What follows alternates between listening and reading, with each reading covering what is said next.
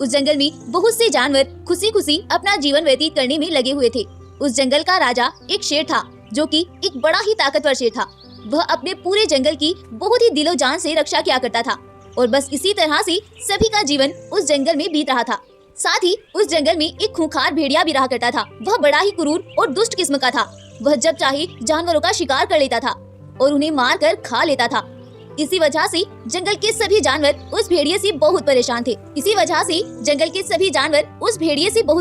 एक दिन वह भेड़िया जंगल में टहल रहा था कि तभी उसको वहाँ पर चल रहा एक हिरन का बच्चा दिखाई पड़ जाता है।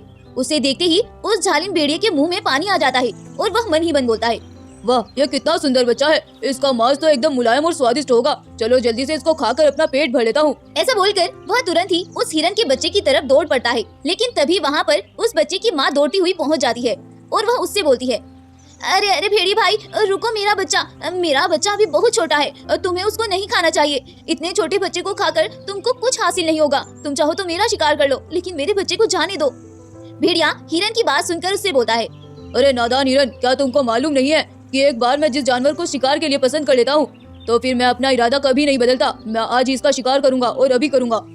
ऐसा बोलकर वह जालिम भेड़िया उस हिरन के बच्चे को उसी के सामने शिकार कर लेता है और उसे वहीं पर मार डालता है। हिरन बेचारी यह सब देखकर वहाँ खड़े खड़े बेहोश हो जाती है और नीचे गिर जाती है और वह भेड़िया वहाँ से चला जाता है। थोड़ी देर बाद जब हिरन को होश आता है तो वह अपने नन्हे से बच्चे का ये हाल देखकर बहुत ज्यादा दुखी होती है और अपने बच्चे को इस हाल में देखकर वह हिरन उस भेड़िए को बद्दुआएं देने लग जाती है।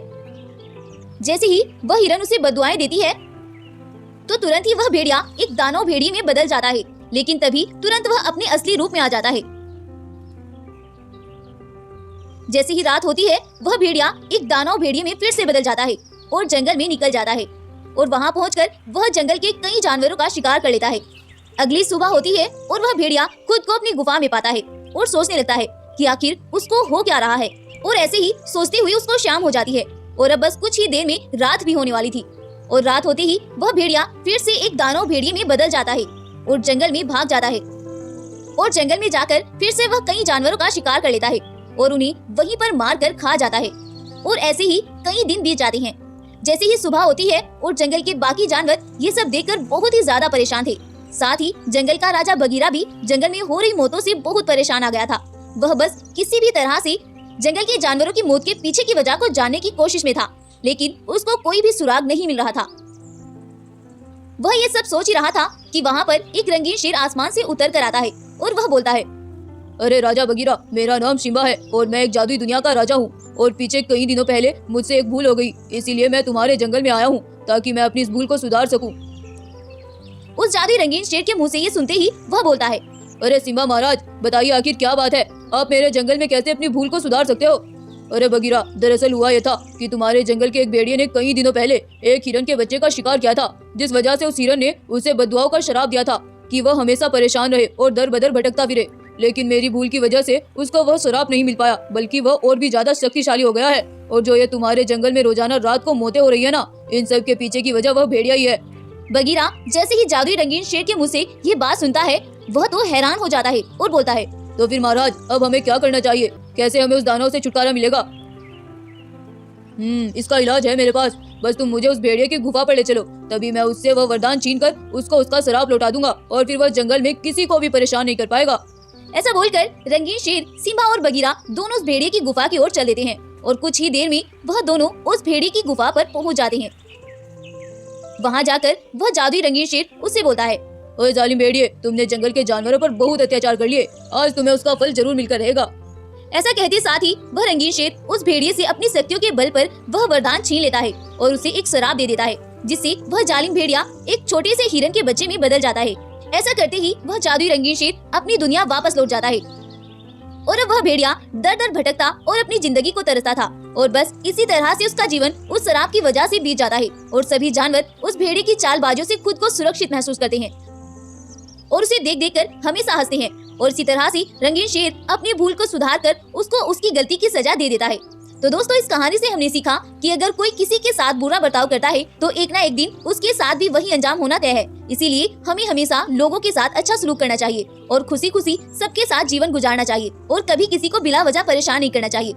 आपको यह स्टोरी कैसी लगी हमें कमेंट करके जरूर बताएं, और अगर आपको यह कहानी पसंद आई हो तो वीडियो को लाइक करें, अपने दोस्तों के साथ शेयर करें, और इसी तरह की वीडियोस की अपडेट रोजाना सबसे पहले पाने के लिए चैनल को सब्सक्राइब करना बिल्कुल ना भूलें। सिम्हा शेर की 3 जादुई बेटियां, जादुई मणि और जालिम बाघ। एक जंगल का राजा सिम्हा शेर था। सिम्हा शेर की 3 बेटियां भी थी। वह तीनों ही बेटियां बहुत ही अद्भुत थी। वह बिल्कुल दूध के जैसे दिखने वाली सफेद शेरनियां थी, और साथ ही रात होने पर वह शेरनियां किसी भी जानवर का रूप बदल सकती थी और अपनी जादुई शक्तियों से कुछ भी कर सकती थी। लेकिन उनकी शक्तियां रात की अंधेरी और चांद की रोशनी में ही काम करती थी। शेरनी के मरने के बाद से सिम्हा शेर ने उन तीनों को माँ और बाप दोनों का प्यार दिया था, और सिम्हा शेर की तीनों बेटियां भी अपने बाबा की बहुत इज्जत करती थी, और वह सभी अपने बाबा का अपनी जान से भी ज्यादा ख्याल रखती थी। वहीं दूसरे जंगल में रंगीन बाघों का एक झुंड रहा करता था। वो सभी रंगीन बाघ बहुत ही शक्तिशाली थे, और साथ ही कुदरत का भी उन पर बहुत करम था, क्योंकि उनके पास एक मणि की जादुई शक्तियां थी, जिससे जब चाहे वो शक्तियां लेकर कुछ भी कर सकते थे। लेकिन आजकल वो बाघ सिम्हा शेर के हंसते खेलते जीवन को तबाह करने का प्लान बना रहे थे। वो सभी शेर को मारकर उनके जंगल पर भी कब्जा जमाना चाहते थे, और आज वो इसी बारे में एक दूसरे से बातें कर रहे थे। अरे यार, ऐसा क्या करे कि सांप भी मर जाए और लाठी भी ना टूटे, सिम्बा का परिवार भी खत्म हो जाए, और फिर तो उस पूरे जंगल पर हमारी ही हुकूमत होगी, और फिर जो हमारा मन करेगा हम वही करेंगे। हाँ यार, क्या तो तुम सही रहे हो। क्यों ना हम सभी अपना रूप ज़ॉम्बी बाघ का बदल लें और उस सिम्बा की बेटियों को कैद करके अपने जंगल ले आए। फिर तो सिम्बा तो अपने आप ही अपनी बेटियों को तलाश करता हुआ यहाँ आ जाएगा, और हमें उसे मारने में भी आसानी होगी। हाँ, ये सही रहेगा, चलो हम ऐसा ही करते हैं। अब वो सभी बाघ अपना रूप बदलकर जो भी बाघ का रूप धारण कर लेते हैं, और वो सीधा सिम्हा शेर के जंगल पहुंच जाते हैं। लेकिन किस्मत उनका यहाँ भी साथ नहीं छोड़ती है, और वो देखते हैं कि सिम्हा शेर की तीनों बेटियां अकेली खड़ी हुई है। उन तीनों को अकेला पाकर वो बाघ जल्दी से जाकर उन्हें एक पिंजरे में कैद कर लेते हैं, और वहाँ से उनको लेकर गायब हो जाते हैं। कुछ देर बाद जब सिम्हा शेर अपनी गुफा पर आता है तो उससे तीनों ही बेटियां गुफा पर दिखाई नहीं पड़ती है। अपनी बेटियों को वहाँ न पाकर सिम्हा शेर परेशान हो जाता है, क्योंकि वह तो उनको वहीं छोड़कर गया था। अब सिम्हा शेर अपनी बेटियों को जंगल में तलाश करने लगता है। उधर वह जालिम बाघ उन तीनों बहनों को लेकर अपनी गुफा पर आते हैं, लेकिन वह बाघ उन बहनों की शक्तियों के बारे में नहीं जानते थे। शाम हो जाती है और उन तीनों बहनों को इंतजार था रात होने का, क्योंकि रात होने पर उनकी शक्तियां काम करनी स्टार्ट हो जाएंगी, और फिर तो वो किसी भी बड़ी से बड़ी मुसीबत से लड़ सकेंगी।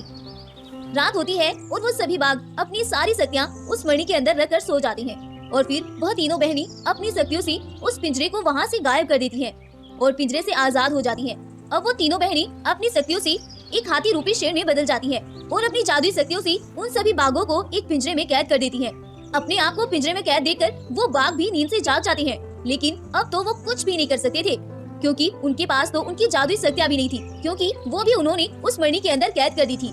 इसीलिए अब तो वो अपने आप को हारा हुआ मान लेते हैं, और वो हाथी शेर रूपी शेरनियां उन्हें अपनी शक्तियों से नर्कलोक भेज देती हैं, और वो फिर से अपने असली रूप में आ जाती हैं, और वो तीनों दौड़ती हुई अपने बाबा के पास जाती हैं। जब वो अपनी गुफा पर पहुंचती हैं, तो वो देखती हैं कि सिम्हा शेर अपनी गुफा में इधर उधर टहल रहा है। अपने बाबा को परेशान देखकर वो तीनों बहनें दौड़ कर जाती हैं, और जैसे ही सिम्हा शेर उन्हें देखता है उसकी जान में जान आ जाती है, और वह अपनी बेटियों को खूब लाड प्यार करता है, और उसकी बेटियां उसे अपने साथ बीती हुई घटना के बारे में बताती हैं। यह सुनकर सिम्हा शेर और परेशान हो जाता है। तब उनमें से एक बेटी बोलती है, अब बाबा, अब आपको परेशान होने की कोई जरूरत नहीं है। उन बाघों को हमने नर्कलोक भेज दिया है, अब वो कभी हमें परेशान नहीं करेंगे। ये सुनने के बाद सिम्हा शेर चैन की सांस लेता है, और वो